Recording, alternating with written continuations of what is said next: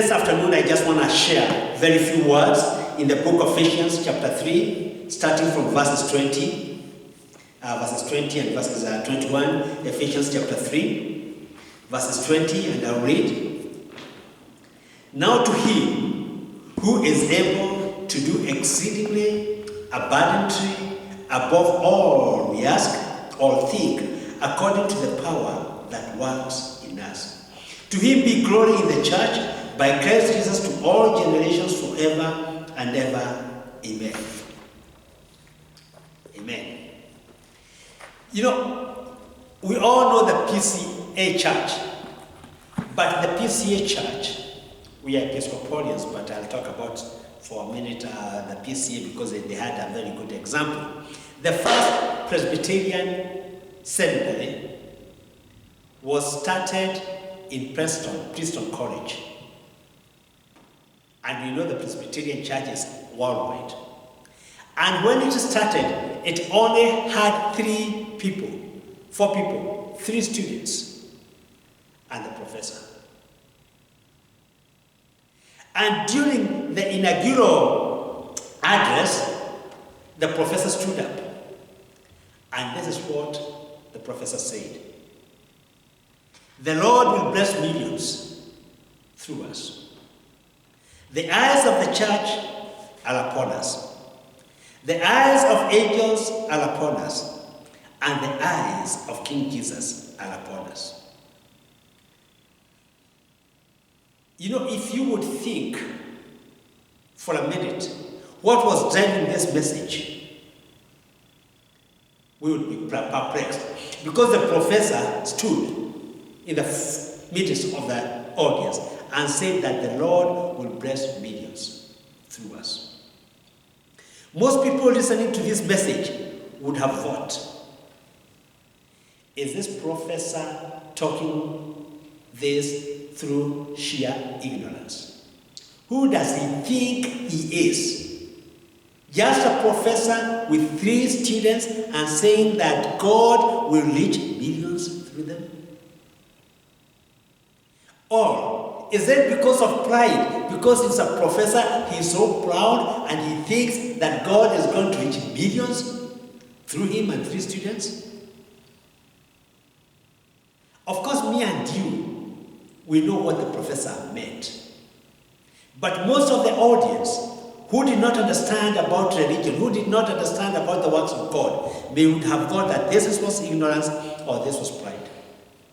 And we in life, we have seen people who have said something and we have realized that it is either ignorance or pride.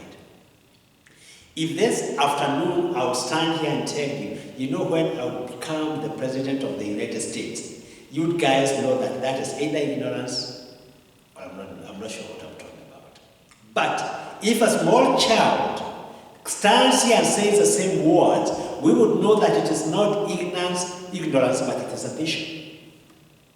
So there are some ways people can say things, and we may think that it is ignorance, or they may see things and will not see pride, but will see ambitions. But this professor had 2 things that he knew.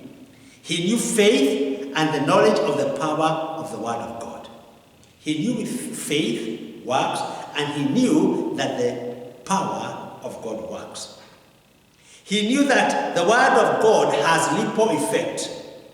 You preach to one person, and that person preached to another person, and that person tells another person, and that person tells another person, and there is a ripple effect of change. Because the Word of God has power, and the Word of God has ripple effect. So the professor knew something about the Word of God. And as we just read in Ephesians chapter 3 verses 20, which says, now to him who is able to do exceedingly abundantly above all we can ask or think, the power that works in us. That the Word, the power of God works beyond what we can think or imagine. So this professor knew something about the Word of God. He knew, 1, that the Word of God has power. 2, He knew that the word of God creates. The word of God creates, in a Greek word they say ex nihilo, creates from nothing. You know, in the beginning God said, let there be, and it became. So the word of God creates. And the professor knew that the word of God creates, and the church and the three people will reach millions because of that word that has power, because the word of God creates from nothing. He also knew that the word of God controls. And that is one thing we also need to know, that the word of God creates. You know, when the children of Israel left Egypt, they went by the Red Sea. There was no way. But the word of God, or the power of God, made a way where there was no way. And even today, the word of God, or the power of the word of God creates. Sometimes we may be in a situation that we do not see any way beyond us. But the power of God, the word of God creates. Sometimes we may be here and just see the few of us, and we wonder what we are going to do next. But the word of God has power, the word of God creates, and God creates from nothing. Amen? So one thing we need to know is that there is always a way. No matter what happens, there is always a way, even when we do not know or we do not see, because the power of God, the word of God has power. The word of God creates. If you want to know the word of God creates, and I love this, ask Daniel when he was in the den of lions, thinking that there was no more way, there was no way out. But there was way he came out.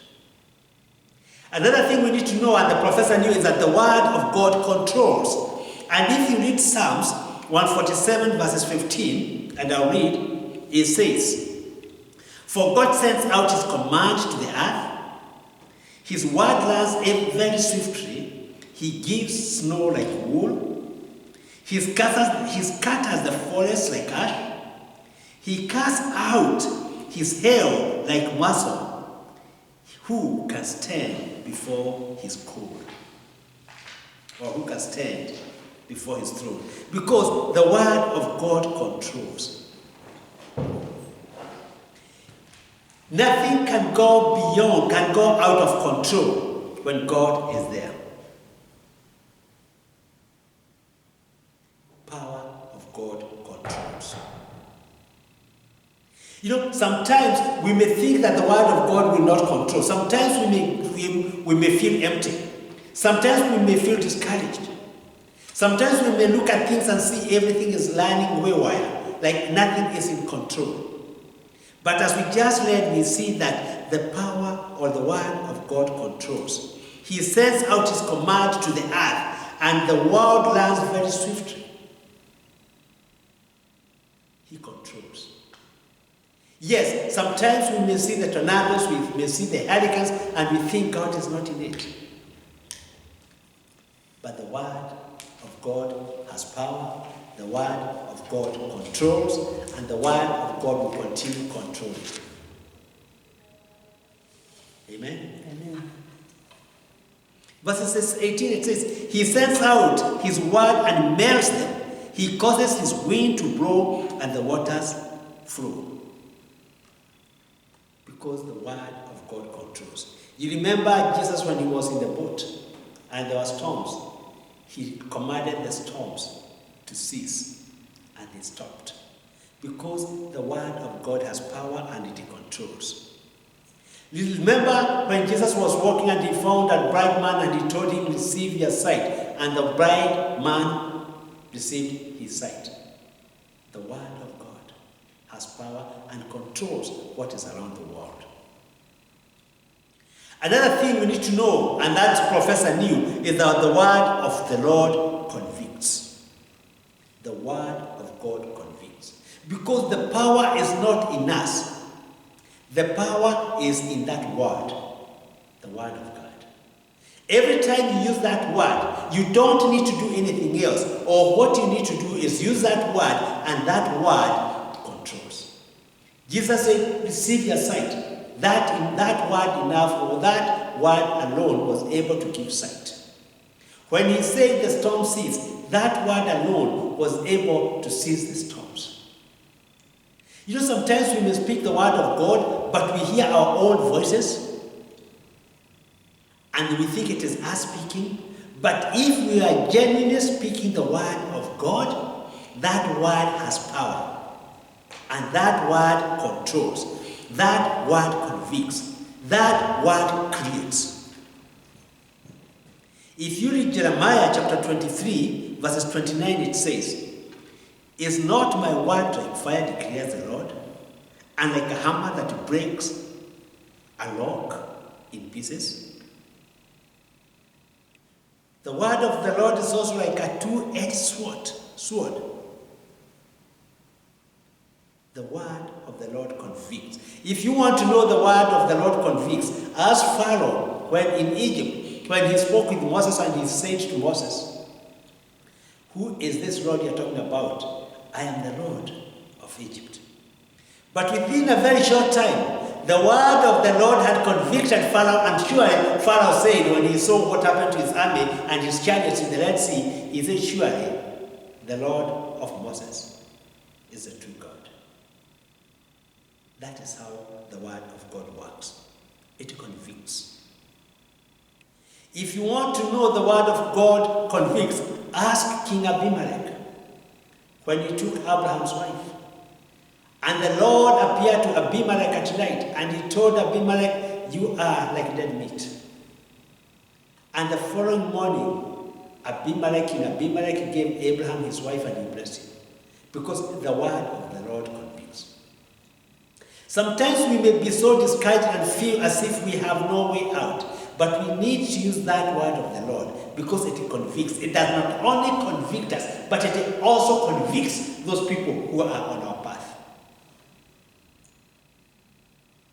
Isaiah 55 verses 10 says, "As the rain and the snow comes down from heaven and do not return to heaven without watering the earth and making it bud and flourish, so that it yields seed for the sower and bread for wheat," that is how the word of the Lord is.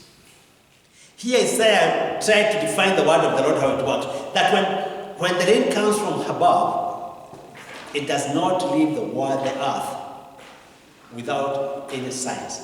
So, and that is how the word of the Lord is. If the word of the Lord is spoken, it has to create an effect. So even in our lives, we need to be used to using that word of God. The same word we are using here. That the word of the Lord creates, and the word of the Lord will continue creating. Even in this sanctuary, we will be surprised what the power of the Lord will do. The word of the Lord works beyond human abilities. And God has called us to speak His word. And when we speak His word, when we preach His word, that word has a ripple effect. When we speak the truth of God, when we speak that word, it has power of God. When we speak that word, it has authority from God. And that word cannot go back without any effect. What am I trying to say? We need to get used to using that word of God because it has power. Because the power is not in us, the power is in the word of God. The word works beyond our weakness.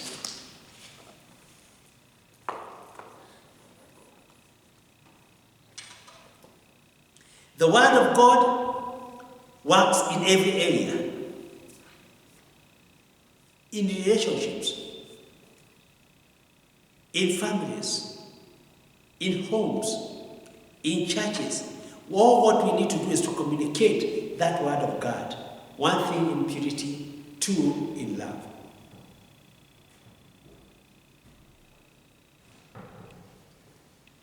And the most beautiful thing about the word of God and God himself is that the word of God restores. It restores. Remember, there was fall and Adam and Eve erred. But God did not destroy them. But he said he gave his word. And although he cursed, and actually what happened is he did not curse the man and the woman. He cursed the serpent. That is what we always need to know. It was the serpent that was cursed. This verse is